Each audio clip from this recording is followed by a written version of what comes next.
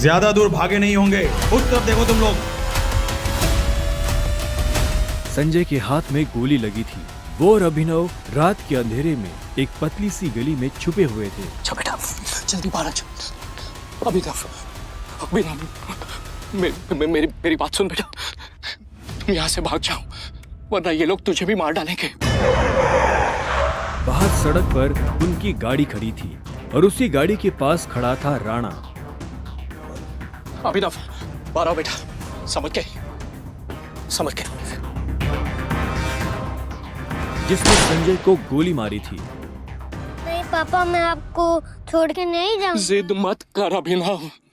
बेटा देख, मैं तो अपनी जिंदगी जी चुका हूँ, अब जो भी करना है तुम्हें करना है, सब कुछ तुम्हें संभालना है। और मेरी बात सुन, एक बार यहाँ से जाए, उसके बाद दोबारा मुड़ के मत देखना, ठीक है?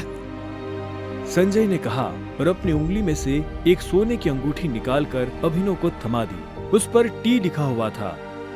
और एक बात हमेशा याद रखना, अपनी आखिरी सांस तक लड़ना है, समझ गया ना टाइगर? संजय ने अभिनव के माथे को चूमा। Run tiger, run tiger run! और अपनी बंदूक लेकर उन लोगों का सामना करने के लिए गली से बाहर निकल गए। संजय जैसे ही अपनी गाड़ी के पास पहुंचे तो राणा ने संजय पर बंदूक तान दी। टाइगर, इस कमीने का चेहरा मत भूलना।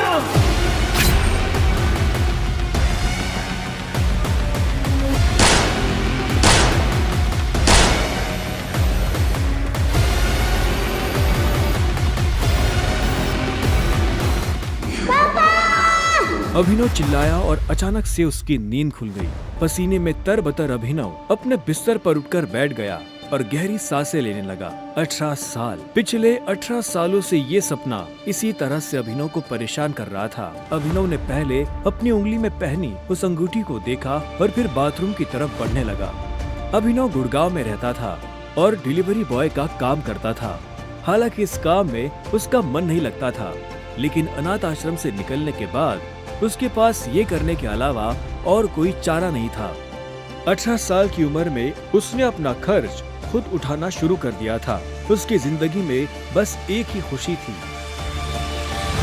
उसकी गर्लफ्रेंड वैभवी। जब भी वो वैभवी को देखता तो अपने सारे दुख भूल जाता था और आज तो वैभवी का जन्मदिन था, इसलिए अभिनव जल्द से जल्द उससे मिलना चाहता था। अंकल, ये केक कितने का है? 600 गए और ये पेस्ट्री? वो 60 गए। एक दे दीजिए। असल में अभिनव और वैभवी ने ये तय किया था कि वो पैसे जोड़कर अपने लिए किराए का एक बड़ा घर लेंगे, इसलिए वो पैसे वेस्ट नहीं करना चाहते थे। Thank you. Thank you. कुछ देर के बाद जब वो वैभवी के घर के बाहर पहुंचा तो उसने देखा वहाँ काफी रंगीन लाइट्स जल रही थी और बाहर से तेज म्यूजिक की आवाज आ रही थी।